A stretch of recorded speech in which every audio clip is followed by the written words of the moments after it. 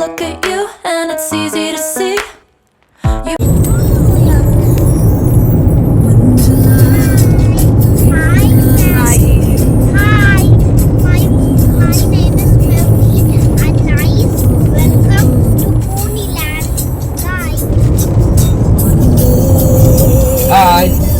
In 4.3 miles. Exit to junction 6. കാണുന്ന lavender ആണ്. നമ്മുടെ വീടിന്റെ ഫ്രണ്ടിലുണ്ട് കുറേ ലാവൻഡർ, നല്ല സ്മെല്ല്. അപ്പോൾ ഫ്രണ്ട്സ്, ഇന്ന് ഞങ്ങൾ പോകുന്നത് ദർഹം കത്തീഡ്രൽ എന്ന് പറയുന്ന സ്ഥലത്താണ്. ഇത് ദർഹം സിറ്റിയിലാണ് സ്ഥിതി ചെയ്യുന്നത്. ഞങ്ങൾ താമസിക്കുന്ന സ്ഥലത്തു നിന്ന് ഏകദേശം 1.5 മണിക്കൂർ യാത്രയുണ്ട് dirham സിറ്റിയിലോട്ട്.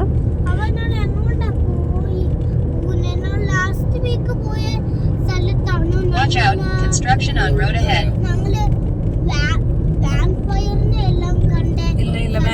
Continue straight on a 690 Lisa's Road. ഇപ്പോൾ നമ്മൾ പോകുന്നത് Then use the left lane to stay to the left to Silver Street.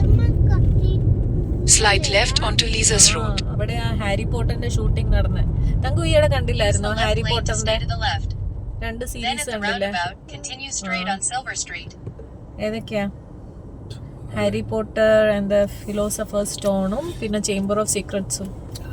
അതിൻ്റെ അകത്ത് രണ്ടിൻ്റെ അകത്തും ഈ കത്തീഡ്രൽ കാണിക്കുന്നുണ്ട്. ഓക്കെ,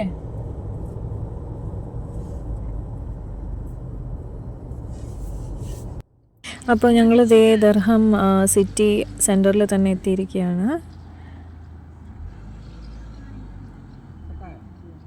അപ്പം എല്ലായിടത്തും പോയാലും കാർ പാർക്കിംഗ് ആണ് ഒരു ഇഷ്യൂ. അപ്പോൾ നമ്മൾ കാർ പാർക്കിംഗ് എവിടെ അടുത്തുള്ളതെന്ന് ഇങ്ങനെ നോക്കുവാണ്. ആക്ച്വലി കത്തീഡ്രൽ ആ ജംഗ്ഷനിൽ നിന്ന് ലെഫ്റ്റിലോട്ടാണ് നമുക്ക് കത്തീഡ്രലിലോട്ട് പോകേണ്ടത്. പക്ഷെ പാർക്കിങ്ങിൻ്റെ ഇതായിട്ട് നമ്മൾ ടേൺ എടുക്കണമായിരുന്നു. അപ്പോൾ ഇനിയിപ്പോൾ അവിടെ ചെന്നിട്ട് യു ടേൺ എടുത്തിട്ട് വരണം.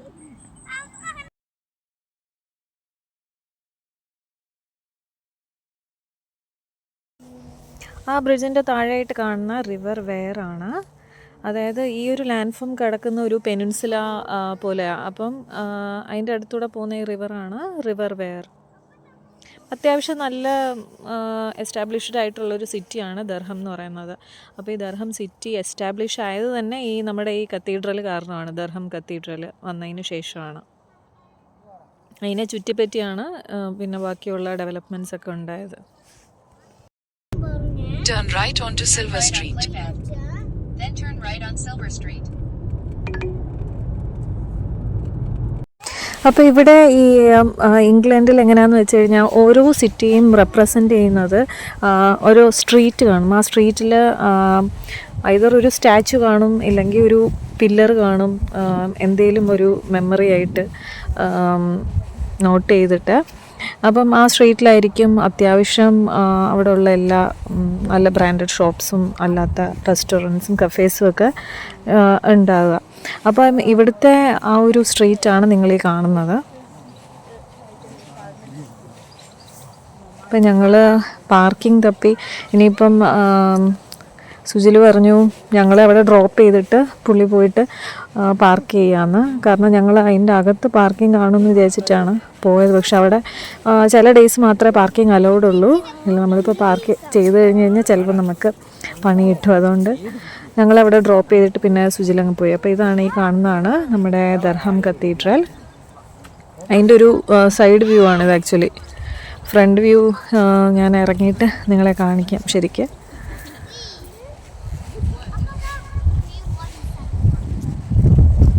അപ്പോൾ ഈ ദർഹം കത്തീഡ്രൽ എന്ന് പറയുന്നത് around 1986 world heritage UNESCO recognise ചെയ്ത വേൾഡ് ഹെറിറ്റേജ് സൈറ്റായിട്ട് പ്രഖ്യാപിച്ചത്. അതായത് വേൾഡ്സ് ലാർജസ്റ്റും ഏറ്റവും പെർഫെക്റ്റ് ആയിട്ടുള്ള നോർമൻ ആർക്കിടെക്ചറിലുള്ള ഒരു ബിൽഡിങ്ങാണ് നമ്മുടെ ദർഹം കത്തീഡ്രൽ. അപ്പോൾ അത് വാറിൻ്റെ മെമ്മറി ആയിട്ട്, അതായത് വേൾഡ് വാറിൻ്റെ ഒക്കെ മെമ്മറി ആയിട്ട് ഉള്ളൊരു ഇതാണ് കണ്ടത് നിങ്ങൾ. അപ്പോൾ ഇതാണ് എൻട്രൻസ്. അപ്പോൾ നമ്മുടെ ഈ ദർഹം കത്തീഡ്രൽ അത് പല സ്റ്റേജസ് ആയിട്ടാണ് ഇതിൻ്റെ കൺസ്ട്രക്ഷൻ കംപ്ലീറ്റ് ആയത്. അപ്പം ഇനിഷ്യലി ഇതിൻ്റെ കൺസ്ട്രക്ഷൻ സ്റ്റാർട്ടായത് അറൗണ്ട് 993 അതായത് കുറേ മോങ്സ് ചെസ്റ്റർലി സ്ട്രീറ്റ് എന്ന് പറയുന്ന സ്ഥലത്ത് നിന്ന് അവരുടെ സെൻറ്റ് കുത്ബർട്ടിൻ്റെ റിലിക്സുമായിട്ട്, അതായത് പുള്ളിയുടെ ബോഡിയായിട്ട് അവിടുന്ന് അവർ വരുമായിരുന്നു. ചെസ്റ്റർലി സ്ട്രീറ്റ് എന്ന് പറയുന്ന സ്ഥലത്തു നിന്ന് ഷിഫ്റ്റായി വരുമായിരുന്നു. ആ സമയത്ത് ഇവർ വന്നിരുന്നത് 2 മിൽക്ക് മെയ്ഡ്സിനെ ഫോളോ ചെയ്തിട്ടാണ്. അപ്പോൾ ഈ മിൽക്ക് മെയ്ഡ്സ് അവരുടെ കൗവിനെ കാണാതെ ഇങ്ങനെ കൗവിനെ തപ്പി ഇങ്ങനെ നടക്കുമായിരുന്നു. അപ്പം അവരെ ഫോളോ ചെയ്താണ് ഇവർ പോയിക്കൊണ്ടിരുന്നത്. കുറേ ദൂരം ഇങ്ങനെ പോയി കഴിഞ്ഞപ്പോഴത്തേക്കും ഇവരൊരു പെനിൻസുല ഏരിയയിൽ വന്നു, അതായത് റിവർ വെയറിൻ്റെ സൈഡിലുള്ള ഏരിയയിൽ. അപ്പോൾ അവിടെ നോക്കിയപ്പോഴത്തേക്കും പെട്ടെന്ന് ഇവർ ഈ സെൻറ്റ് കുത്ബർട്ടിൻ്റെ കഫിൻ താഴെ വെച്ചപ്പോഴത്തേക്കും പിന്നെ അത് അവർക്ക് ഇമ്മൂവബിളായി, അത് മൂവ് ചെയ്യാൻ പറ്റുന്നില്ല അവർക്ക്. അങ്ങനെ അവർക്ക് തോന്നി കോഫിൻ്റെ പ്ലേസ് ഇത് തന്നെ ആയിരിക്കും എന്ന് അവർക്ക് മനസ്സിലായി. അങ്ങനെ അവരവിടെ ഒരു മൊണാസ്ട്രി പണിയുമായിരുന്നു. പിന്നീട് 1541 ഒക്കെ ആയപ്പോഴത്തേക്കും മൊണാസ്ട്രി കത്തീഡ്രൽ ആവുമായിരുന്നു. ഇതിൻ്റെ കൺസ്ട്രക്ഷൻ ആക്ച്വലി പല പീരീഡായിട്ടാണ് നടന്നിട്ടുള്ളത്. അപ്പോൾ 1639 ആ കാലഘട്ടത്തിൽ ഒരു വാർ ഓഫ് 3 കിങ്ഡംസ് നടന്നു. അതായത് അയർലൻഡ്, സ്കോട്ട്ലൻഡ്, ഇംഗ്ലണ്ട്, ഈ 3 കിങ്ഡംസും തമ്മിൽ ഭയങ്കര ഒരു വലിയ യുദ്ധം നടന്നു. അപ്പോൾ ആ ടൈമിൽ കുറേ സ്കോട്ടിഷ് പ്രിസണേഴ്സിനെയൊക്കെ ഇവിടെ കൊണ്ടുവന്ന് ഇട്ടിരുന്നു, ഏകദേശം 3000 പേര്. അങ്ങനെ അതിൽ 1700 പേര് ഇവിടെ മരിക്കുകയും ചെയ്തു ഈ കത്തീഡ്രലിനകത്ത്. അവർ പ്രിസൻ്റെ അകത്തിട്ടു. അപ്പം ഇപ്പം ഇതിനോട് ചേർന്ന് തന്നെ കുറച്ചടുത്തായിട്ട് തന്നെ പ്രിസൺ ഉണ്ട്, ദർഹം പ്രിസൺ എന്നും പറഞ്ഞിട്ട്. അപ്പോൾ നമ്മളിപ്പം കത്തീഡ്രലിൻ്റെ അകത്തോട്ട് പോകാൻ പോവാണ്. ഇതാണ് വേ ടു കത്തീഡ്രൽ. ഇതിൻ്റെ അകം എന്ന് പറയുന്നത് ശരിക്കും ഒരു അത്ഭുതമാണ്. ആ കാലഘട്ടത്തിൽ ഇതേപോലെ തടിപ്പണിയും പിന്നെ അവർ ഈ സാൻഡ് സ്റ്റോണിലാണ് മെയിൻലി ഇവിടുത്തെ മിക്ക കൺസ്ട്രക്ഷൻസും നടത്തിയേക്കുന്നത്. ഇതെന്ന് പറയുന്നത് കുറേ ഇങ്ങനത്തെ റോഡ്സ് പോലെ ഇങ്ങനെ വെച്ചേക്കുവാണ്. ഇവിടെ ആക്ച്വലി 10 ബെൽസ് ഉണ്ട്. ആ ഒരു ബെല്ലടിക്കുമ്പോഴത്തേക്കും അതിൻ്റെ വൈബ്രേഷൻ ഈ ഇത്രയും ആ റോഡ്സിൽ നിന്നും സൗണ്ട് കേൾക്കും. അത് നല്ല രസം അതിൻ്റെ സൗണ്ട് കേൾക്കാൻ. അപ്പോൾ ഞങ്ങൾ ചെന്ന സമയം കുറച്ച് കഴിഞ്ഞപ്പോഴത്തേക്കും അവിടെ പ്രാർത്ഥനയും പാട്ടും ഒക്കെ ഉണ്ടായിരുന്നു. പാട്ടിൻ്റെ ടൈമിൽ ഞങ്ങൾ ഷൂട്ട് ചെയ്യുന്നതിൽ, കാരണം അത് അവരുടെ പ്രെയറാണ്, ആ ടൈമിൽ ഷൂട്ട് ചെയ്യുന്നത് ശരിയല്ലല്ലോ. അങ്ങനെ അപ്പോൾ ഇതൊരു ചെറിയ മോഡലാണ്, കത്തീഡ്രലിൻ്റെ ഫുൾ ഏരിയയുടെ ഒരു മോഡൽ ഉണ്ടാക്കി അവർ വെച്ചിരിക്കുക. അത് വുഡിലായിരുന്നു. അപ്പോൾ ഇതിൻ്റെ അടുത്ത് തന്നെ ഈ കത്തീഡ്രലിൻ്റെ ടോംബിൽ നമുക്ക് കയറാം. അവിടെ ഒരു ചെറിയ മ്യൂസിയം പോലെ ഉണ്ട്, അതിന് എക്സ്ട്രാ പേയ്മെൻ്റ് ആണ്. ആക്ച്വലി ദർഹം കത്തീഡ്രലിൽ നമുക്ക് ഫ്രീ വിസിറ്റാണ്, ഇവിടെ പേയ്മെൻ്റ് ഒന്നുമില്ല. അപ്പം കുറേ ഇങ്ങനെ സ്റ്റെയിൻഡ് ഗ്ലാസ് വർക്ക്സ് ഉണ്ട്. ആ ടൈമിലൊക്കെ ഇത് ഫേമസ് ആയിരുന്നു. നമ്മുടെ വിറ്റ്ബി ആബയിലും ആക്ച്വലി ഇങ്ങനത്തെ സ്റ്റെയിൻ ഗ്ലാസ് വർക്ക്സ് ഉണ്ടായിരുന്നു. വേൾഡ് വാറിൻ്റെ ടൈമിൽ അതെല്ലാം നശിച്ചു പോയി ആക്ച്വലി. ഭയങ്കര ബ്യൂട്ടിഫുൾ ആയിരുന്നു അതിൻ്റെ അകം കാണാൻ. ഞാനപ്പം അതിൻ്റെ ബാക്ക് സൈഡ് ഇങ്ങനെ എടുത്തുകൊണ്ടിരിക്കുമായിരുന്നു. അപ്പോൾ ഞാൻ നേരത്തെ പറഞ്ഞ പോലെ എൻ്റെ ഇനിഷ്യൽ കൺസ്ട്രക്ഷൻ 995 മോങ്സ് തുടങ്ങിയെങ്കിലും ശരിക്കുള്ള ഈ കത്തീഡ്രലിൻ്റെ കൺസ്ട്രക്ഷൻ തുടങ്ങിയത് 1093 ഞങ്ങൾ ഇവിടുത്തെ സ്റ്റാഫിനോട് ചോദിച്ചു ഇതിൻ്റെ ഹിസ്റ്ററിയെ പറ്റി. അപ്പോൾ അവർ പറഞ്ഞു ഒരുപാടുണ്ട്, പക്ഷേ ഷോർട്ടായിട്ട് പറയാം. 1093 ശരിക്കുള്ള കൺസ്ട്രക്ഷൻ സ്റ്റാർട്ട് ചെയ്തത്. അപ്പോൾ ഈ കത്തീഡ്രൽ മെയിൻലി ഉണ്ടാക്കിയത് സെയിൻറ്റ് കുത്ബർട്ടും പിന്നെ സെയിൻറ്റ് ബെൻ എന്ന് പറയുന്ന ആ 2 സെയിൻറ്റിനെ കോഫിൻസ് വയ്ക്കാനാണ് മെയിൻലി കത്തീഡ്രൽ അന്ന് സ്റ്റാർട്ട് ചെയ്ത്. പിന്നീട് അത് ഫേമസ് ആയിട്ട് ഇപ്പോൾ ഭയങ്കര വലിയൊരു പിൽഗ്രിമേജ് ആയിട്ട് മാറിയിട്ടുണ്ട്. പിന്നെ യുനെസ്കോ വേൾഡ് ഹെറിറ്റേജ് സൈറ്റായിട്ട് 1986 തൊട്ട് ഇതിനെ കൺസിഡർ ചെയ്യാൻ തുടങ്ങി. അങ്ങനെ അപ്പം 1093 തുടങ്ങി ഏകദേശം 40 ഇയേഴ്സ് എടുത്തു ഈ കത്തീഡ്രൽ പൂർണ്ണമായിട്ടും പണി കഴിയാൻ. അങ്ങനെ 1133 പണി കഴിഞ്ഞത്. അപ്പം നേരെ കാണുന്ന അൾത്താരയാണ്. മുകളിൽ ഈ വൈറ്റ് കാണുന്നത് ആക്ച്വലി 15,000 ഡൗസിൻ്റെ പേപ്പർ ഡൗസ് അവരിങ്ങനെ കോർത്തിങ്ങനെ ഇട്ടേക്കുവാണ് പേപ്പറിൽ തന്നെ, പേപ്പറിൻ്റെ സ്ട്രിങ്ങിൽ. ഭയങ്കര മനോഹരമായിരുന്നു ആ സംഭവം. ആക്ച്വലി ഇത് ഒരു കമ്മ്യൂണിറ്റി, കുറേ സ്കൂളിലെ പിള്ളേർ, പിന്നെ അതല്ലാതെ ഓർഫൻസ്, അതല്ലാതെ ഇങ്ങനത്തെ കുറേ കമ്മ്യൂണിറ്റീസ് ചേർന്ന് പലര് ഉണ്ടാക്കിയ പേപ്പർ ഡൗസാണത്.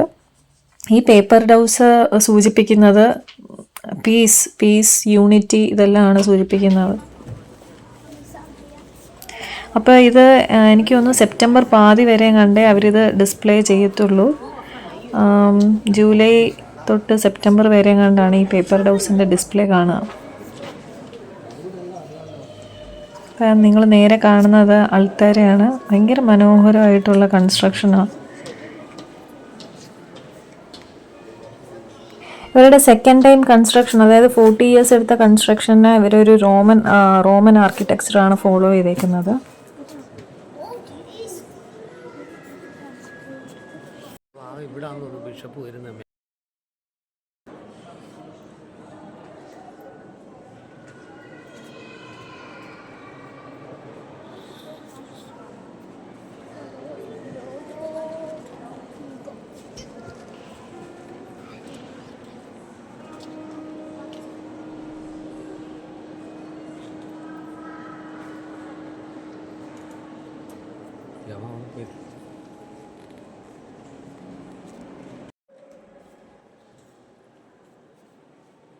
അപ്പം ഞാൻ നേരത്തെ പറഞ്ഞ പോലത്തെ ആ റോഡ്സ് അത് ഈ അൾത്താരയുടെ 2 സൈഡിലുമായിട്ട് വെച്ചിട്ടുണ്ട്.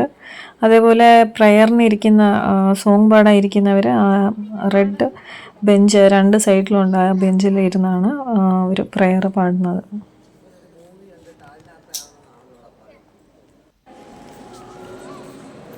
ഭയങ്കര മനോഹരമായിട്ടുള്ള കൺസ്ട്രക്ഷൻ.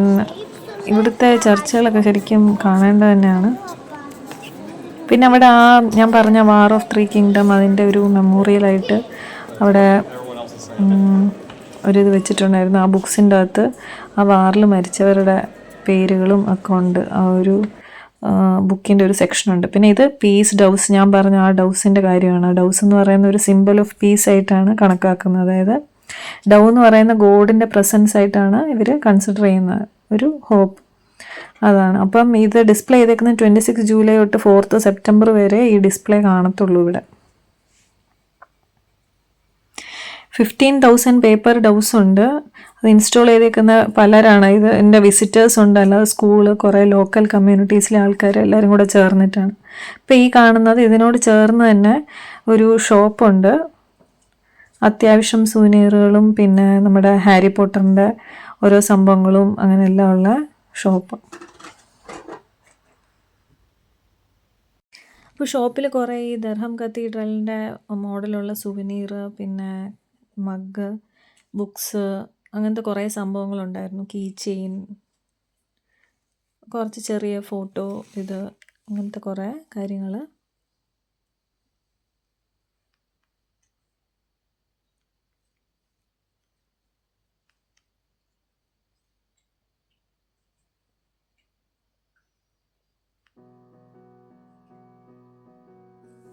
പിന്നെ കുറച്ച് ബുക്സ്, ഈ ഹലോവിൻ നമ്മുടെ പംകിനൊക്കെ ഉണ്ടല്ലോ, അങ്ങനത്തെ കുറച്ച് ഷോ പീസ് ഐറ്റംസ് ഒക്കെ.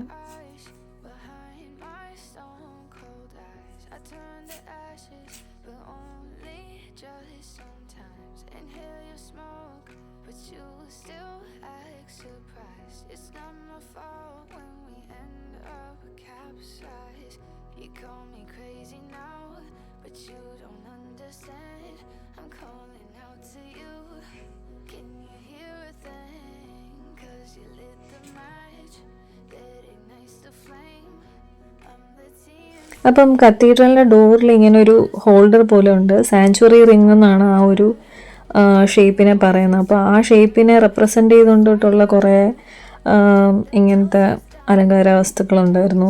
നമ്മുടെ കീ ചെയിന്, അല്ലാത്ത ബാഡ്ജ്, സൂനിയറൊക്കെ. ആ ഒരു ഫേസ് നിങ്ങൾക്ക് കാണാം. ആ ഒരു സാങ്ച്വറി റിങ്ങിൻ്റെ ആ ഒരു ഫേസാണ്. അപ്പോൾ അതിൻ്റെ ഇതിൽ ഇവൻ പെന്നും പെൻസിലും ഒക്കെ ഉണ്ടായിരുന്നു.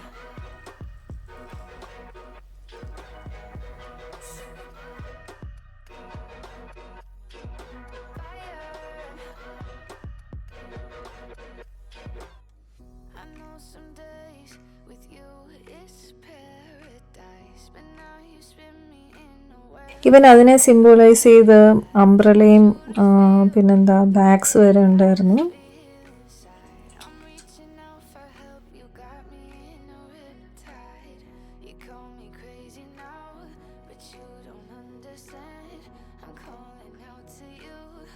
ഇത് തന്നെ കുറേ ജ്വല്ലറിയുടെ സെക്ഷനായിരുന്നു.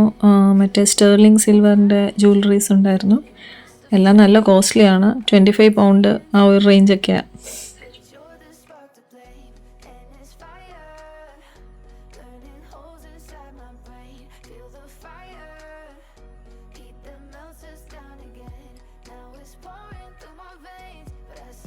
പിന്നെ ഹാരി പോട്ടറിനെ സിംബലൈസ് ചെയ്തിട്ടുള്ള കുറേ ബ്രേസ്ലെറ്റ്സ്, പിന്നെ ലോക്കറ്റ്.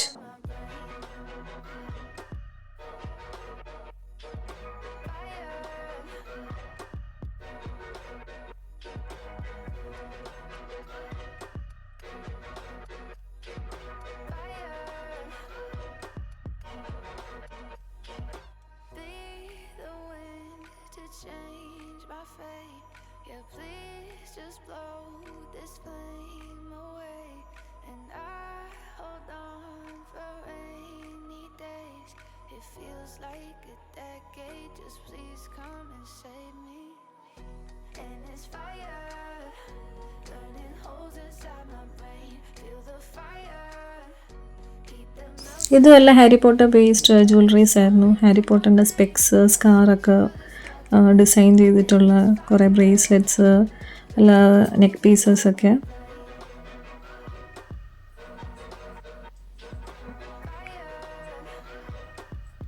ഈ ഒരു ബ്രേസ്ലെറ്റിന് 7.5 പൗണ്ടായിരുന്നു അതിൻ്റെ റേറ്റ്. ഈ ഒരു ഷെൽഫിൽ പിന്നെ കുറേ സെൻറ്റഡ് ക്യാൻഡിൽസ്, അങ്ങനത്തെ സെൻറ്റഡ് ഐറ്റംസിൻ്റെ ഒക്കെ ഇതായിരുന്നു. ഇവിടെ ചോക്ലേറ്റ്സ് ഒക്കെ ഉണ്ടായിരുന്നു.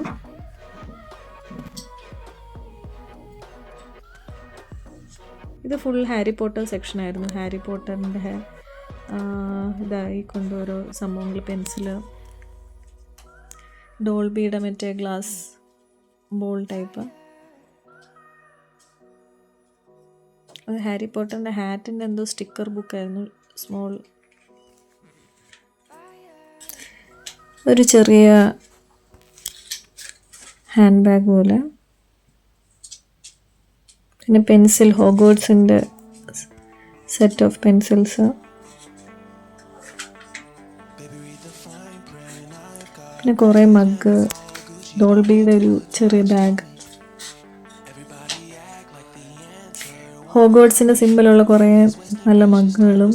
പിന്നെ ഇതെല്ലാം ഔളിൻ്റെ സെക്ഷനാണ് നമ്മുടെ ഹാരി പോട്ടറിൻ്റെ. ആക്ച്വലി ഔളിനെ ഇങ്ങനെ പറത്തി വിടുന്ന ഒരു സീനുണ്ട് ചേംബർ ഓഫ് സീക്രട്സിൻ്റെ എൻഡിൽ. അതെല്ലാം ഇവിടെ ഷൂട്ട് ചെയ്തത്. അപ്പോൾ ഞങ്ങൾ അവിടുത്തെ സ്റ്റാഫിൻ്റെ അടുത്ത് ആക്ച്വലി ചോദിച്ചിട്ടുണ്ടായിരുന്നു ഹാരി പോട്ടർ ഷൂട്ട് ചെയ്ത ഇതേതൊക്കെയാണ്. അപ്പോൾ മെയിൻലി 3 സംഭവങ്ങളാണ്. മറ്റേ ബ്രൂമിൽ ഫ്ലൈ ചെയ്യാൻ പഠിപ്പിക്കുന്ന ഒരു സീനുണ്ട്. ആ സീൻ ആ ക്ലോയിസ്റ്റർ എന്ന് പറഞ്ഞ ഏരിയയിലാണ് എടുത്തേക്കുന്നത്. ഞാൻ കാണിച്ചു തരാം നിങ്ങൾക്ക്. അപ്പോൾ ഇതിൻ്റെ അകത്ത് ഇവർ തന്നെ ഒരു ഇത് വെച്ചിട്ടുണ്ട്, ബോർഡ് വെച്ചിട്ടുണ്ട്. മെയിൻ ഫിലിമിംഗ് ലൊക്കേഷനാണ്. ചാപ്റ്റർ ഹൗസ് എന്ന് പറയുന്ന ഒരു റൂമുണ്ട്. ആ റൂമിലായിരുന്നു മറ്റേ ഇവരുടെ ഒരു ക്ലാസ് റൂം കാണിക്കുന്നത്. ചേംബർ ഓഫ് സീക്രട്സിലും അതെ, ഫിലോസഫർ സ്റ്റോണിൽ ഉണ്ട്. പിന്നെ ക്ലോയിസ്റ്റകത്തിലാണ് ഇവരെ ബ്രൂം ഫ്ലൈയിങ് ഒക്കെ പഠിപ്പിക്കുന്നത്. അതായത് ഇവരുടെ ഒരു വാക്ക് വേ ഉണ്ട്. ക്ലോയിസ്റ്റകത്തെന്ന് വെച്ച് കഴിഞ്ഞാൽ ആക്ച്വലി മോങ്സിന് വേണ്ടിയിട്ടുള്ള സ്ഥലമാണ്. ഒരു എൻക്ലോസ്ഡ് പാത്വേ അതിൻ്റെ നടുക്കായിട്ട് ഒരു ഓപ്പൺ ഗാലറി പോലെ, അതാണ് ഉദ്ദേശിക്കുന്നത് ഈ ക്ലോയിസ്റ്റർ എന്ന് പറഞ്ഞു കഴിഞ്ഞാൽ. അതായത് ക്ലോയിസ്റ്റർ എന്ന് പറയുന്ന ടേം തന്നെ ഈ മോങ്സിന് വേണ്ടിയിട്ടുള്ളതാണ്. കാരണം അവരുടെ ലൈഫ് എൻക്ലോസ്ഡ് ആണല്ലോ ഇതിൻ്റെ അകത്ത്. അവർ മൊണാസ്ട്രി എന്നും പറഞ്ഞല്ലേ ജീവിക്കുന്നത്. അപ്പം അതിനേതായിക്കൊണ്ടാണ് ഈ ടേം വന്നത് തന്നെ. അപ്പോൾ ഇതാണ് ആ ഓപ്പൺ ഗാലറി. അവിടെയാണ് മറ്റേ ബ്രൂം ഫ്ലൈയിങ്ങും പിന്നെ ഔളിനെ ഫ്ലൈ ചെയ്യുന്ന ആ സീനൊക്കെ ഷൂട്ട് ചെയ്തത് അവിടെയാണ്. പിന്നെ ആ പാത്വേയിലും ആക്ച്വലി ഹാരി പോട്ടർ ഹെർമിയോണും ഒക്കെ സംസാരിച്ചുകൊണ്ട് വരുന്ന ഒരു സീനുണ്ട്, അതെടുത്തിട്ടുണ്ട്. അതല്ലാതെ ഹാഗ്രിഡുമായിട്ട് സംസാരിക്കുന്ന ഒരു സീനുണ്ട്. ഇപ്പോൾ ഇതാ ഞാൻ പറഞ്ഞ ക്ലോയിസ്റ്ററിൻ്റെ വാക്ക് വേ, ഇതിൽ കൂടെയാണ് സംസാരിച്ചുകൊണ്ട് നടക്കുന്നത്. അപ്പോൾ നിങ്ങളെ മുകളിൽ കാണുന്ന ബോർഡ് കണ്ടോ, ചാപ്റ്റർ ഹൗസ്. അപ്പോൾ ഈ റൂമിലാണ് ക്ലാസ് റൂം സീനൊക്കെ എടുത്തേക്കുന്നത്. അതായത് പ്രൊഫസർ മിനർവയുടെ ക്ലാസ് റൂമായിട്ട് കാണിക്കുന്നത് ഇതിൻ്റെ അകത്താണ്. അപ്പം ഇത് ആക്ച്വലി സൺഡേയ്സിൽ ഓപ്പൺ അല്ല, പിന്നെ വീക്ക് ഡേയ്സിൽ ഓപ്പൺ ആണ് 10 to 4. പിന്നെ അഥവാ എന്തെങ്കിലും പ്രയർ സെക്ഷനോ അങ്ങനെ എന്തെങ്കിലും ഉണ്ടെങ്കിൽ അവർ ക്ലോസ്ഡ് ആയിട്ട് തന്നെ വയ്ക്കും. അപ്പോൾ ആ കാണുന്നതാണ്, ആ ഗ്രീനറി കാണുന്നതാണ് നമ്മുടെ ഓപ്പൺ ഗാലറി സെക്ഷൻ. അവിടെയാണ് റോൺ സീഡ് സ്ലഗ്സ് എന്ന് പറയുന്ന ഒരു പോർഷനും അതിന് ബാക്ക് ഫയർ ചെയ്യുന്ന ആ സീനൊക്കെ ഇവിടെയാണ് ഷൂട്ട് ചെയ്തത്. അതുകൂടാതെ നമ്മുടെ ഹാരി പോട്ടറിൻ്റെ പെറ്റ് ഔള് ഹെഡ്വിഗിനെ ഫ്ലൈ ചെയ്യിപ്പിക്കുന്നതും ഈ ഒരു പോർഷനിലാണ്. പിന്നെ അവെഞ്ചേഴ്സ് ഇവിടെ ഷൂട്ട് ചെയ്തിട്ടുണ്ട്. അതായത് കത്തീഡ്രലിൻ്റെ ഇൻസൈഡ് പോർഷൻ നേവ് എന്ന് പറയുന്ന ആ ഒരു ഏരിയയിലാണ് അതിൻ്റെ ഷൂട്ടിംഗ് നടന്നത്. അപ്പോൾ ഇതാണ് നമ്മുടെ കത്തീഡ്രലിൻ്റെ ഔട്ടർ വ്യൂ, അതായത് ഫ്രണ്ട് വ്യൂ. നിങ്ങൾക്കിപ്പോൾ കേക്ക് ആ ബെല്ലിൻ്റെ സൗണ്ടും ആ വൈബ്രേഷനും. പിന്നെ അവിടെ നിന്ന് ഇറങ്ങി ഞങ്ങൾ ആ സ്ട്രീറ്റിൽ കൂടെ ഇങ്ങനെ കുറേ നടന്നു. നല്ല വൈബുള്ളൊരു സ്ട്രീറ്റായിരുന്നു, നല്ല ഹാപ്പനിങ് പ്ലേസാണ്. അത്യാവശ്യം നല്ല തിരക്കും ഉണ്ടായിരുന്നു. ഞങ്ങൾ സൺഡേ ആണ് പോയത്. അപ്പോൾ സൺഡേയിലത്തെ ടൈമിംഗ് എന്ന് പറയുന്നത് 12 to 4 ആണ് കത്തീഡ്രൽ ടൈമിങ്. അല്ലാത്ത യൂഷ്വൽ ടൈമിംഗ് 10 to 5 വരെ ഉണ്ടെന്ന് തോന്നുന്നു വീക്ക് ഡേയ്സിൽ. അപ്പോൾ സ്ട്രീറ്റിൽ കുറേ കഫേസും അതല്ലാതെ ഡ്രസ് ഷോപ്സും ഒക്കെ ഉണ്ടായിരുന്നു. അവിടെ ഒരു ഡ്രസ്സ് കണ്ടിട്ട് നമ്മുടെ ഇന്ത്യൻ മോഡൽ കുർത്ത പോലെ ഉണ്ടായിരുന്നു, ഡ്രസ്സും ഷർട്ട്സും ഒക്കെ. പിന്നെന്താ കുറേ പബ്സും അങ്ങനത്തെ ബേക്കറീസും കാര്യങ്ങളൊക്കെ ഉണ്ടായിരുന്നു. അപ്പോൾ ആ സൈഡിൽ നിങ്ങൾക്ക് കാണാം ഷേക്സ്പിയർ എന്ന് പറഞ്ഞ പേരിൽ ഒരു റെസ്റ്റോറൻറ്റ്, ഇവിടുത്തെ റെസ്റ്റോറൻ്റാണ്. അപ്പോൾ ആദ്യം ഞാൻ വിചാരിച്ചു ഇനി ഷേക്സ്പിയർ മ്യൂസിയം അങ്ങനെ വല്ലതും ആണോ ഇനി. ഷേക്സ്പിയറിൻ്റെ സ്ഥലം ആക്ച്വലി ഇവിടെ അല്ല, അത് കുറച്ച് ദൂരെയാണ് ഞങ്ങൾ താമസിക്കുന്നിടത്തുനിന്ന്. ഷേക്സ്പിയറിൻ്റെ ഫോട്ടോ ഒക്കെ വെച്ചിട്ട് ഷേക്സ്പിയർ എന്ന് പറയുന്ന ഒരു റെസ്റ്റോറൻ്റ് ആയിരുന്നു അത്.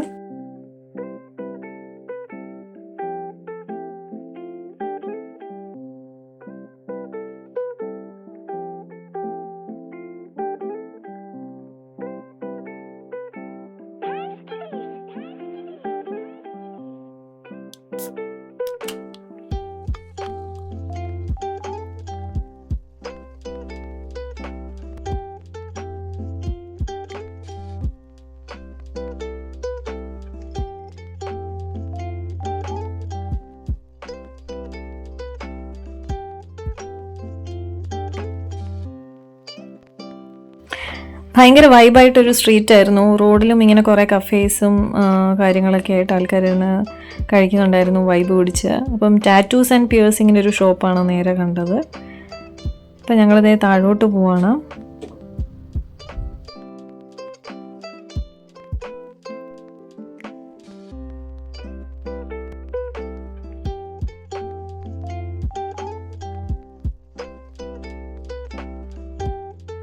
അപ്പോൾ ആ കാണുന്നതാണ് റിവർ വെയർ. ഞാൻ നേരത്തെ പറഞ്ഞ ഇവർ വന്ന ഈ പെനിൻസുലേനെ ചുറ്റിപ്പറ്റിയുള്ള റിവർ ഇതാണ്, റിവർ വെയർ. അപ്പം ഞങ്ങൾ വിചാരിച്ചു അവിടെ ബോട്ടിങ്ങിൻ്റെ നല്ല തിരക്കുണ്ടായിരുന്നു, കുറേ പേരവിടെ ബോട്ടിംഗ് ഒക്കെ ചെയ്യുന്നുണ്ടായിരുന്നു. അപ്പോൾ ബോട്ടിംഗ് ഒന്ന് ട്രൈ ചെയ്തോല്ലോ എന്നിങ്ങനെ സുജിൽ പറയുമായിരുന്നു. അങ്ങനെ ഞങ്ങൾ അങ്ങോട്ട് പോവാണ്.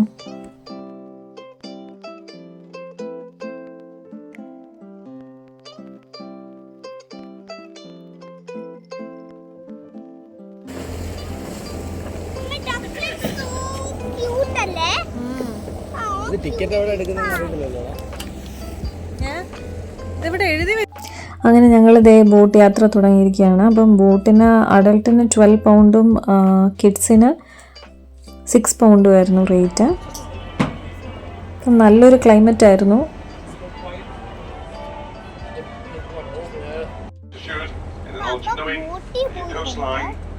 Never any more than 30 yards away either side. And what we're going to do today, pop you upstream first. We'll have a look at a few things up there.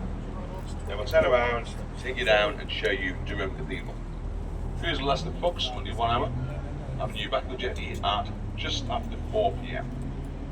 Now Ben's doing the painful part of the cruise now and collecting your fares. Once he's done that, we have got a fully stocked bar, beers, wines. അപ്പോൾ ബോട്ടിനകത്ത് തന്നെ ആയിരുന്നു ticket എടുക്കേണ്ടിയിരുന്നത്. അപ്പോൾ അതിൻ്റെ അകത്ത് തന്നെ നമുക്ക് ഡ്രിങ്ക്സും കിട്ടും. അപ്പം ഒരാൾ ഫ്രണ്ടിലിരുന്നെങ്കിൽ തന്നെ നമുക്ക്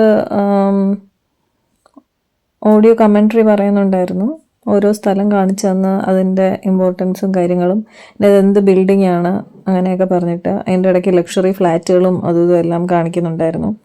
പിന്നെ ഈ പോകുന്ന വഴി തന്നെ കുറേ 2-3 ബ്രിഡ്ജുകളുണ്ട്.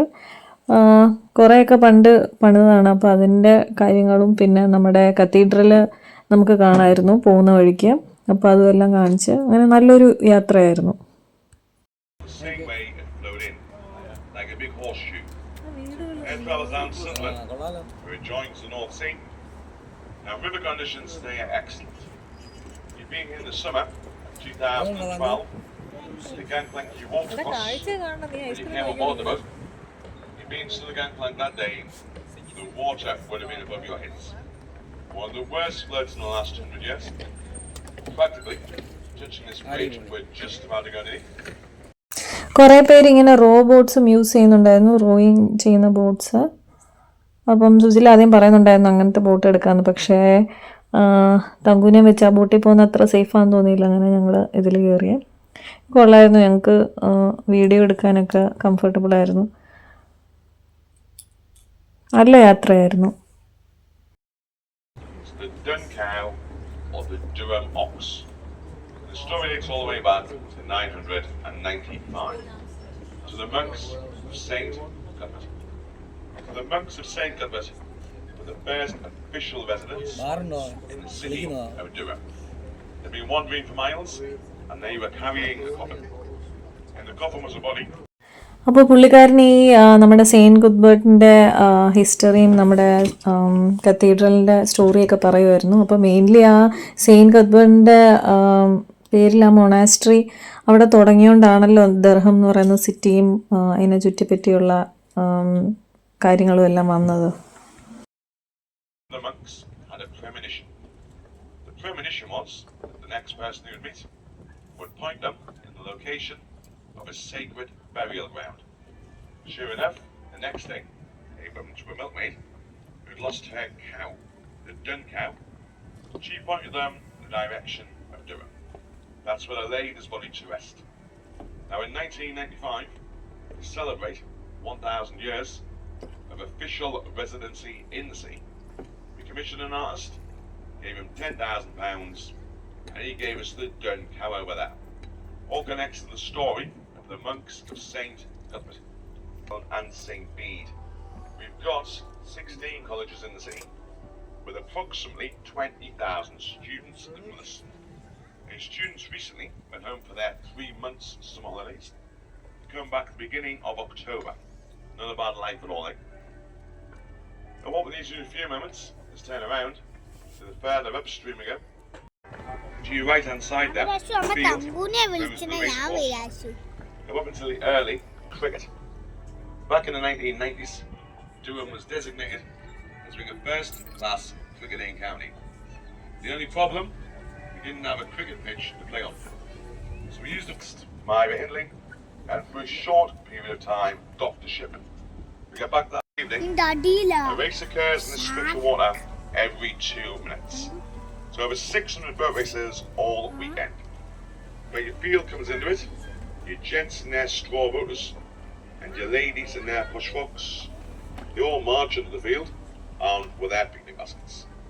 They sit, they holiday, and they cheer their racing crews on. The most popular drink of the day is Pim's Lemonade, closely followed by gin and tonic. They usually get through so much of Now I'm getting back to your prison. Whenever you're in a business, you always make the odd mistake.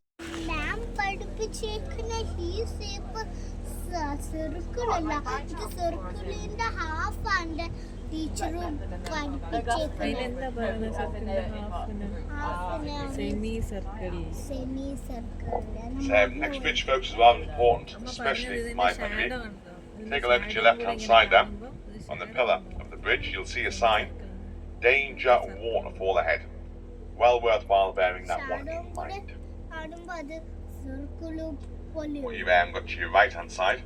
അപ്പോൾ ഈ bridge pass ചെയ്ത് പോയി നമുക്ക് right സൈഡിലായിട്ട് നമ്മുടെ cathedral കാണാം, കത്തീഡ്രലിൻ്റെ tomb അവിടുന്ന്. അപ്പോൾ ഇപ്പോഴും നമുക്ക് ആ ബെല്ലിൻ്റെ വൈബ്രേഷൻ ഇവിടെ വരെ ഇങ്ങനെ കേൾക്കാം. കുറേ ഇങ്ങനെ ബ്രിഡ്ജസ് ഉണ്ട് ഈ റിവർ വെയറിനെ ക്രോസ് ആയിട്ട്.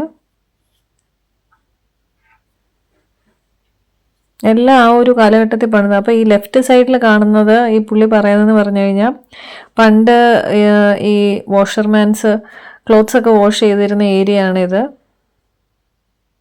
വാഷിംഗ് ഏരിയ ആയിരുന്നു ഈ ഫുൾ ഏരിയ. അതായത് അവിടെ താമസിച്ചിരുന്ന മോങ്സ് ഒക്കെ ഇവരുടെ ക്ലോത്ത്സ് ഒക്കെ വാഷ് ചെയ്തിരുന്നത് ഈ ഏരിയയിലായിരുന്നു. അപ്പോൾ ബോട്ട് എവിടെ വരെ പോകത്തുള്ളൂ നിങ്ങൾക്ക് അവിടെ കാണാം. അവിടെ ഒരു ഇങ്ങനെ ഒരു കട്ടിങ് പോലെ ഉണ്ട്.